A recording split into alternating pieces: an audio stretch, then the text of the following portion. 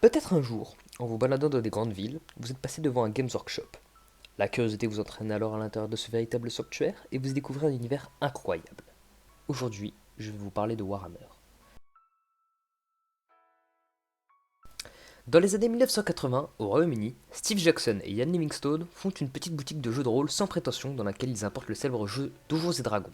Plus tard, ceux-ci décidèrent de s'inspirer du jeu de rôle et de ses fiches de personnages pour l'adapter sur des champs de bataille et inventèrent leur propre jeu de fantasy, Warhammer Fantasy Battle. Il s'agit là d'un jeu de plateau et de figurines de fantasy dont l'univers est très clairement inspiré de célèbres œuvres du même genre, comme par exemple Le Seigneur des Anneaux de Tolkien. Peu après, en 1987, avec la montée fulgurante en popularité du space opéra, avec certaines œuvres dont je n'ai même pas besoin de citer le nom, la firme lance une nouvelle gamme, Warhammer 40 000, qui se déroule au 41e millénaire, dans un futur dystopique.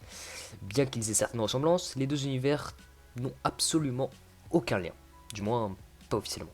Très récemment, en 2015, Games Workshop met fin à Warhammer Fantasy Battle pour éditer une suite au jeu, Warhammer Age of Sigmar, proposant une refonte des règles simplifiées qui rend le jeu plus accessible. Mais ne nous attardons pas sur le lore, aussi intéressant soit-il, ce sera peut-être pour une prochaine vidéo. Bien que moins célèbre, Games Workshop édite aussi Le Seigneur des Anneaux, le jeu de bataille, un jeu de figurines sur l'univers de la Terre du Milieu de Tolkien, et plus particulièrement sur les films de Peter Jackson qui venaient juste de sortir à l'époque.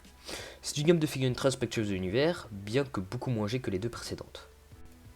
L'intérêt de jouer à Warhammer, qui est au premier abord un simple jeu de plateau, c'est en réalité la richesse du jeu et du lore.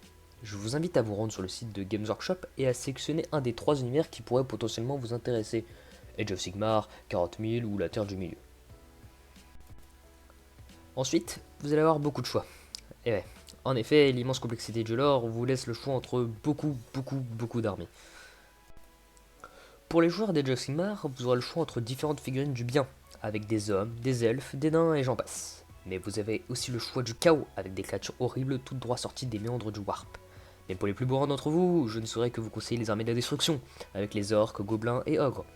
Sans oublier les armées des morts avec les terrifiants contre vampires, spectres et autres ghouls. Pour les joueurs de Warhammer 40 000, souhaitez-vous jouer les différentes armées de l'impérium de l'humanité? Ou préférerez-vous jouer les démons du chaos qui cherchent à corrompre la galaxie? Êtes-vous plutôt du genre à jouer des espèces non humaines, appelées les Xénos? Alors il y a une ribambelle d'armées faite pour vous. Il y a les jeunes taux qui se battent pour le bien suprême. Oui, avec des canons. Mais il y a aussi les monstrueux tyrannides, assoiffés de viande pour faire grandir leurs essaims. Ou encore les antiques nécrons qui ont perdu leur chair d'antan pour un corps de métal. Et pour finir, les armées meurtries d'Eldari, qui auront tendance à essayer de retrouver leur gloire d'antan. Quoi qu'il en soit, vous avez beaucoup de choix. Vous avez trouvé une armée qui vous correspond? C'est parfait, maintenant il est temps d'acheter votre première boîte de figurines. Je ne saurais que vous conseiller de vous rendre en boutique, car le deuxième intérêt de Warhammer, c'est tout l'aspect créatif.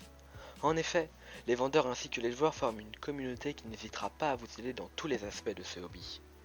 L'avantage, c'est que votre figurine est vendue en l'état de plaquette, et c'est à vous de l'assembler et de la peindre comme bon vous le semble. Vous avez fini de peindre? Excellent! Regardez-moi ce travail d'artiste que vous avez fait.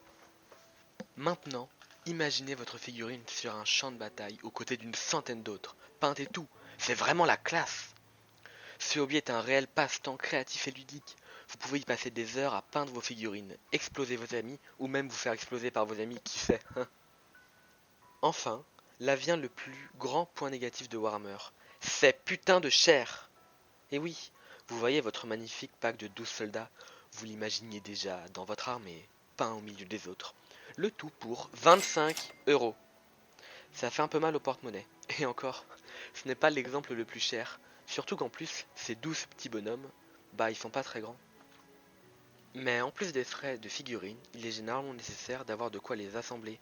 Bon, du coup c'est parti pour y ajouter une colle. Puis de la peinture. Beaucoup de peinture. Parce qu'en général, pour un rendu efficace, il est nécessaire d'en avoir pas mal de ces petits pots. Et pour 3,60 € le pot de la marque Citadel, autant vous dire que ça monte très vite. Et ouais, pour certains c'est comme un rêve brisé. Vous étiez déjà en train de vous voir sur ce champ de bataille, avec ces jolis soldats. Mais en voyant les prix, vous avez rangé votre porte-monnaie. Et comme je vous comprends. Il est très clair que ce n'est pas une activité donnée à tous, et qu'avant de pouvoir vraiment jouer, il aura clairement fallu dépenser quelques centaines d'euros, sans parler que l'activité est extrêmement chronophage. De plus, sans compter le jeu de figurines, l'univers est devenu tout de même très populaire. Vous avez sans doute vu parfois passer des jeux vidéo sur cet univers, Dawn of War, Warhammer Total War, et j'en passe. Mais pour ce qui est des jeux, nous en parlerons dans une autre vidéo. J'espère que cette rapide introduction à l'univers de Warhammer vous aura intéressé. Si vous voulez plus de vidéos sur le sujet, comme par exemple des batailles entre moi et un autre membre, ou des vidéos sur le lore, n'hésitez pas à nous le dire en commentaire. Je tiens à remercier le Games Workshop Paris 9 qui nous a permis de prendre quelques photos et vidéos. A très bientôt, c'est-à-dire dans environ 4 ans.